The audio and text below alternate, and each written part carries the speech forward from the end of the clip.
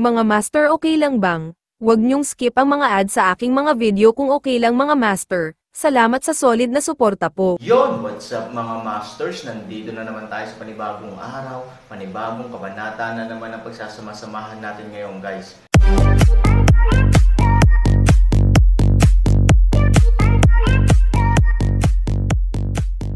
Bali mga masters, kung bago ka pa lang po sa aking YouTube channel, please click the subscribe button, lalong-lalo na po yung notification bell guys, para maging connected pa rin tayo sa isa't isa at maging updated kayo sa mga susunod ko pang video.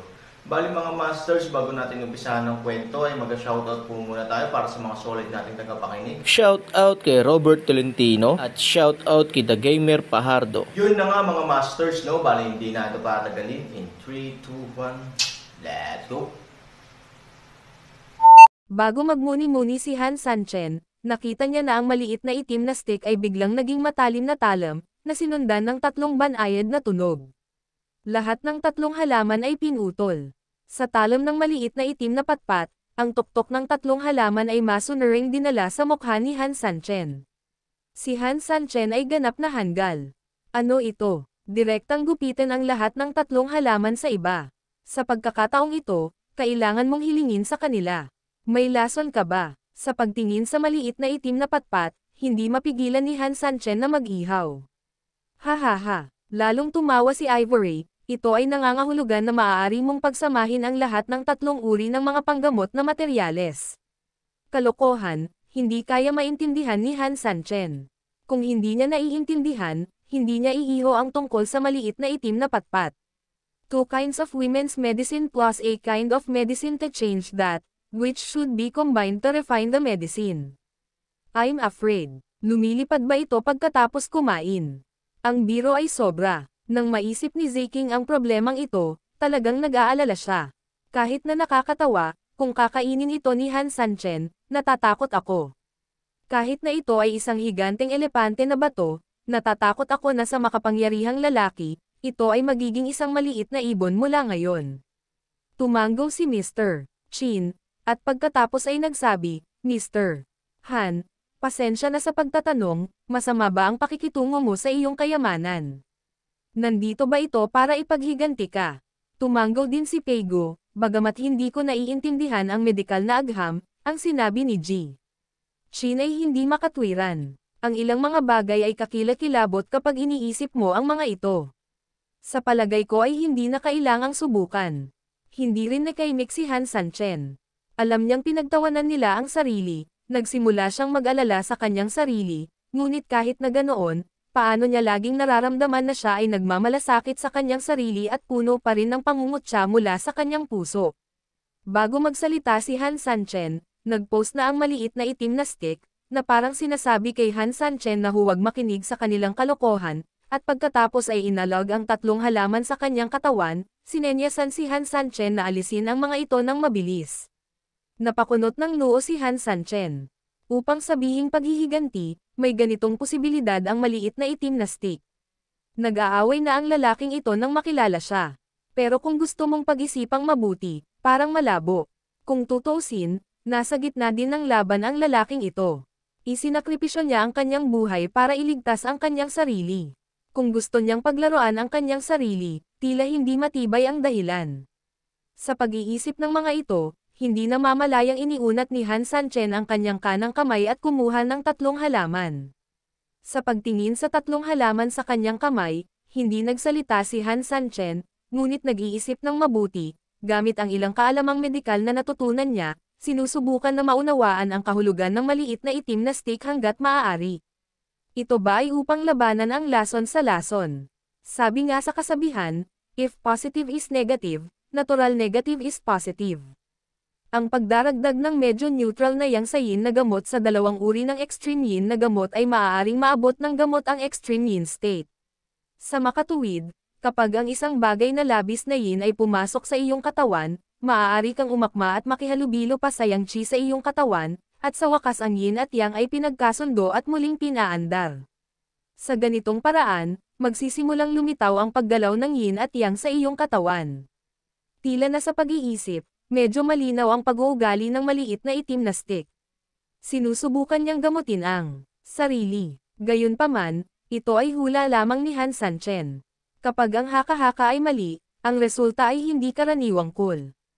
Ang gamot na may tatlong lasa na sobrang yin, sa sandaling ito ay pumasok sa katawan, ang pinakamagaan na resulta ay malamig na hangin sa katawan, at ang immortalidad ay malamang na mabuhay, at mas seryoso, mula noon, hindi imposible para sa akin na magkaroon ng anumang karamdaman, hindi lalaki o babae. Medyo nagulo si Han Sani saglit.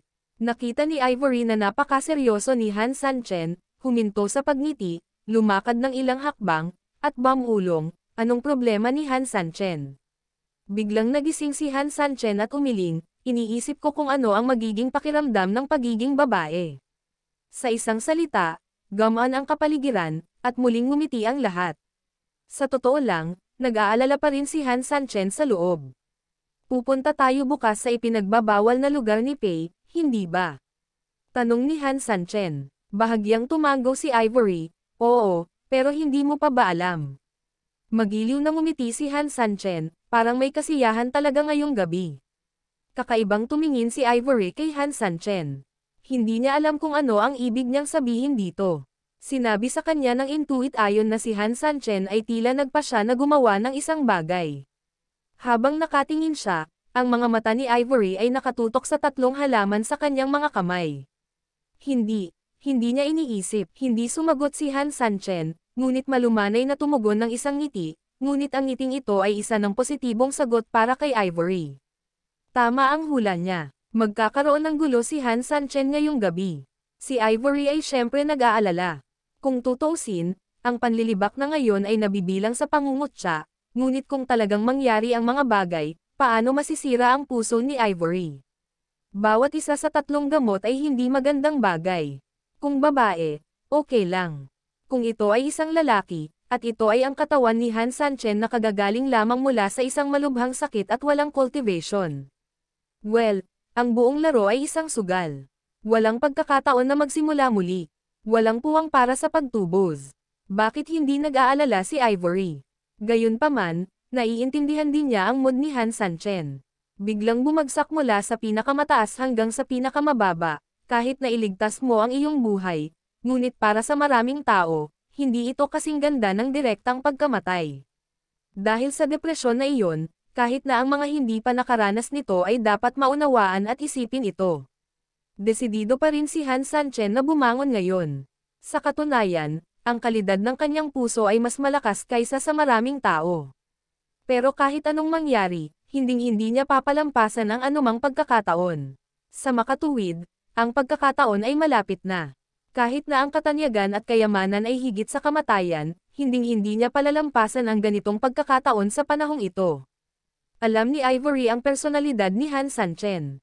Sa oras na ito, pinayuhan siya nito na suportahan siya. Kaya naman, hindi gaanong nagsalita si Ivory, sinabi lang niya, kung tutuusin, ang katawan mo ngayon. Bagamat naiintindihan ko ang iyong pagsasanay, kailangan ko pa ring maging ligtas. Bibili ba tayo ng halamang gamot para sa tag-ulan? Nang marinig ang mga salita ni Ivory, tumanggo din si Peigo at pinayuhan, oo, 3,000. Uminom ka ng gamot para mabuo ang iyong katawan. Una, mayroon kang pisikal na lakas para harapin ito. Pangalawa, maghanda ng mainit na gamot. Kapag nagkaroon ng anumang problema, iligtas ka namin sa oras. Makatuwiran din na marinig ang mga salita ni Peigo. Sa pagtingin sa ugali ni Ivory, tumanggo si Aaron. Well, pumili tayo ng ilang halamang gamot. Sa isang layunin, pagkatapos tumugon si Han Sanchen, ang susunod na bagay ay magiging simple. Pagkatapos pumili sa silid, isang grupo ng 5 tao ang kumuha ng 5 malalakas na halamang gamot. Sa katunayan, marami sa mga halamang ito ay hindi kailangan para sa Han Sanchen. Sa ilang lawak, mas naaayon sila sa malakas na pagpipilian pagkatapos ni Han Sanchen. Siyempre, sa napakaraming gintong magic soldiers sa ibaba, ang ganitong uri ng pera ay hindi na kailangan pang hawakan ni Han Sanchen. Si Peigo ay masigasig na hiniling kay G. Chin na itala ito sa kanyang account. Bukod dito, ang poster na iyon ay isang buhay na tao na gustong makipagkompetensya sa kanya upang magbayad ng bayarin at kung sino ang kanyang nababalisa. Pagkatapos mamili, isang grupo ng mga tao ang lumabas sa likod ng pintuan ng ipinagbabawal na Phoenix Pavilion. Dito, ang koneksyon ay ang berdeng bundok at berdeng tubig sa labas. Sa kawalan ng ulirat, ang katatapos lang ni Fang Fo sa Fengyi Pavilion ay panaginip lang sa tabi ng ilog. Mapapabuntong hininga ka lang na maganda rin ang Fengyi Pavilion, pero kung ikukumpara sa magagandang tanawin sa labas, ito ay tila ganap na dalawang mundo, kaya kapag dumadaan ka dito, parati kang panaginip. 3. Bumalik ka muna sa Kafeng Pavilion, at babalik ako sa mansyon para ayusin ito. Tumawa si Pei Gu pagkalabas niya. Hindi maintindihan ni Han Sanchen. Ano pa ang dapat ayusin ng Panginoon ng pamilya Pei? Ngumiti si Pei Gu, huwag kang mag-alala, 3,000. Hindi ito bata. Sinabi ko sa sino man sa Kafeng Pavilion na bawal silang makalapit nang wala ang iyong utos. Babalik ako sa bahay para maghanda ng mabubuting alchemist at mga sikat na doktor para sa iyo. Sila ang mananagot para sa iyong gawain sa pagpino ng gamot, at oobserbahan din ang iyong sitwasyon sa unang pagkakataon pagkatapos mong uminom ng gamot at magbigay ng kinakailangang tulong.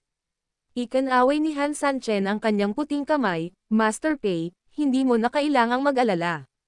Nang makitang naguguluhan si Pei Gu, sinabi ni Ivory, Master Pei, naniniwala ako na hindi ka dapat makahanap ng mas mahusay na alchemist kaysa sa Aaron. Oh, pwede bang Aaron tao ang mag-refine ng pills? Bagaman nakakatawa ang karamihan sa kanila, minsan nakakagawa sila ng mga divine elixir na hindi kayang lampasan ng iba.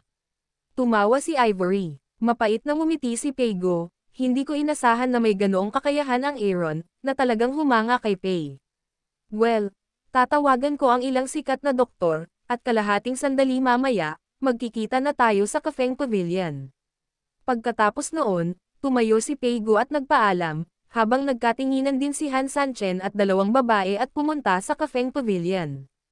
A night of alchemy, either a woman or something, is coming. Makalipas ang kalahating oras, Kafeng Pavilion. Ang mga ilaw sa bahay ay nakabukas, ngunit para lamang sa ilaw.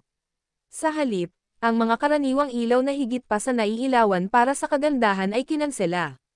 Ngunit kahit na ganoon, ang buong Kafeng Pavilion ay medyo maliwanag pa rin. Daan-daang mga gwardya, pagkatapos bumalik mula sa Han Sanchen, ay nagbago ng kanilang dating saloobin, tapat na ginawa ang kanilang sariling gawain, mahigpit na binabantayan ang paligid, at hindi nang ahas na magpakalma. Kung tutuusin, kahit na natatakpan ng balat ng baka ang katawan, iisa lang ang ulo sa balikat. Sa hapon, nagkaroon ng gulo dahil sa anak ng pamilyang Pei, buti na lang, dahil hindi nag-imbestiga ng malalim ang may-ari ng pamilyang Pei, kung hindi, kapag sila ay napanagot, walang sinuman sa kanila, ang mga gwardya ng Kafeng Pavilion, ang makakatakas. Sa makatuwid, kung alam mo ang iyong pagkakamali, dapat mong baguhin ito, kung hindi, maaari kang magdusa ng husto. Oo nga, isang grupo ng mga tao ang seryosong nagbabantay sa poste, at pinangunahan ni Pei Gu ang isang malaking grupo ng mga doktor na sumugod doon ng mabilis. Halos lahat ng mga doktor na ito ay may dalang malaking kaban ng gamot. Ang pamilya Pei ay may utos na ang lahat ng mga World Universe na doktor sa mga lungsod, anuman ang laki, ay dapat magdala ng lahat ng kanilang sariling gamot, at harapin ito bilang isang bagay na madalian. Ang sinumang maglakas loob na mag-antala ay pupugutan ng ulo. Nang makita ito, ang mga doktor na ito ay hindi nang ahas na magpabeya, tumugon ng sunod-sunod at nagmamadaling sumuporta. Si Pei Gu ay marangal din. Bagamat wala siyang pasok ngayong gabi, sarili niyang taya iyon. Wala pa siyang masyadong taya sa buhay niya. Naturally, ang antas ng pag-igting ay maaaring maisip. Bagamat malakas ang party, napakababa nito pagkarating sa Kafeng Pavilion. Halos tahimik, pumasok silang lahat sa pavilion at tahimik na naghintay sa labas ng main hall. Pumasok si Pei Gu sa bulwagan ng mag-isa. Ang liwanag sa bulwagan ay hindi maliwanag, ngunit ito ay hindi madilim, at ang liwanag ay katamtaman. Inilagay ni Han Sanchen ang Double Dragon Tripod sa bulwagan sa oras na ito. Dahil walang tunay na enerhiya sa kanyang katawan, si Ivory at Zeking ay naging kanyang kaliwat kanang kamay. Sa katunayan, nagulat si Pei Gu nang marinig niya na si Han Sanchen ay mag-purify ng mga table tasks, bagamat si Han Sanchen ay nagbigay kay Pei Gu ng impresyon ng omnipotence ng maraming beses. Pero noong naging ganito si Almighty, hindi pa rin siya naniwala. Sa madaling salita, kahit na ito ay isang liham, pinaniniwalaan lamang na may kaunting alam si Han Sanchen tungkol sa isa o dalawa. Ngunit nang dumating siya sa templo at nakita ang Double Dragon Tripod, agad na nawala ang ideyang ito. Sa kasabihan, alam ng mga eksperto kung mayroon sila o wala sa sandaling gumawa sila ng hakbang. Umaasa lamang sa material at amoy ng tripod na ito, napagpasyahan ni Peigo na ang bagay na ito ay hindi karaniwan. Masasabing marami na siyang nakitang elixir, at maging ang kanyang pamilyang Pei ay mayroong top-level na elixir room, ngunit hindi pa niya nakita si Han Sanchen, tulad ng isang dominante at hindi magagapi na Double Dragon Tripod. Shit, kung hindi lang siya nakita ng sarili niyang mga mata, kahit patayin niya ito, hindi siya maniniwala. Si Han Sanchen, na ordinaryo sa hitsura, ay kinuha lamang ang isang bagay, na kamangha-mangha. Gayunpaman, bukod sa pagkagulat, mas masaya siya. Kung tutuusin, habang mas malakas si Han Sanchen, mas mapapatunayan niyang tama ang kanyang taya. 3,000, daan-daang mga doktor ang nagdala ng lahat ng uri ng gamot para maghintay sa labas ng bulwagan. Ngayong gabi, magdamag silang duty hanggang sa matapos mo ang pagpino ng mga table tasks. Pagkatapos mong masuri ang mga gamot, kung mayroon mang discomfort, papasok kaagad sila sa bulwagan, upang maglingkod, sabi ni Peigo.